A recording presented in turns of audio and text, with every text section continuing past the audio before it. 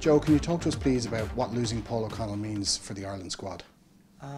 He's obviously a leader by nature, but he's also a leader by label. He's the skipper, and so not having his voice, but also his incredible example around. I think, you know, the way he plays is the way he prepares, and the way he trains, and the way he commits to his preparation.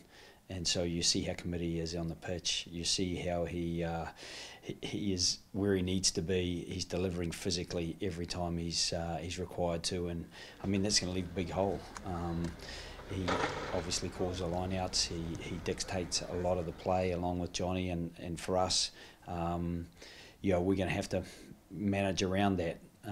It's incredibly disappointing for Paul as it is for us, because we feel we need his leadership and his playing talent, and at the same time he would have loved to have finished in a knockout match in a World Cup, and it's disappointing as a result on both our behalves. You've worked very closely with him over the last few years.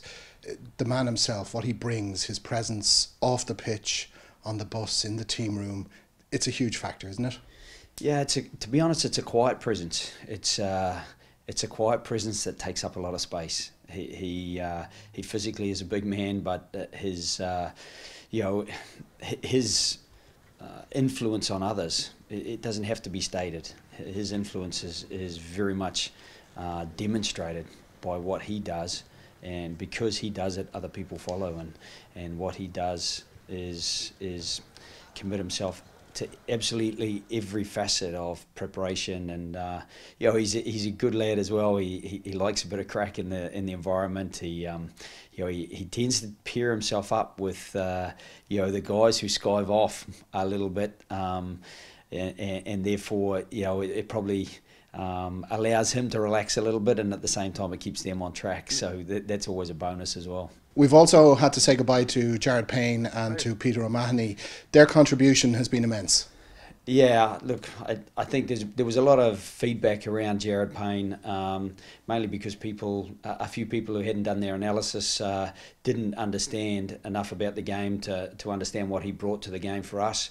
And I think the players really spoke about his value, about the value of his communication, his defensive decisiveness, his ability to carry the ball forward, his quality of his passing game, his decision making, all those elements that you want in the middle of your back line. And I think for the back three, he was very much a conduit for the inside three in the backs, and his experience across both Southern Hemisphere and Northern Hemisphere competitions allowed him to bring all that together for us. And again, I don't think we would have won the Six Nations this year without Peter O'Mahony. I thought his effort in Scotland was immense. His ability to take ball in the air, his ability to carry it forward, his line-out intelligence and physical capability were incredibly important to us. He is an incredibly hard-working player on the pitch, as well as bringing those athletic talents. So, if you were going to take three people out of the team, you wouldn't want to choose anyone, but I don't think that any of those three would be three that we'd want to be missing.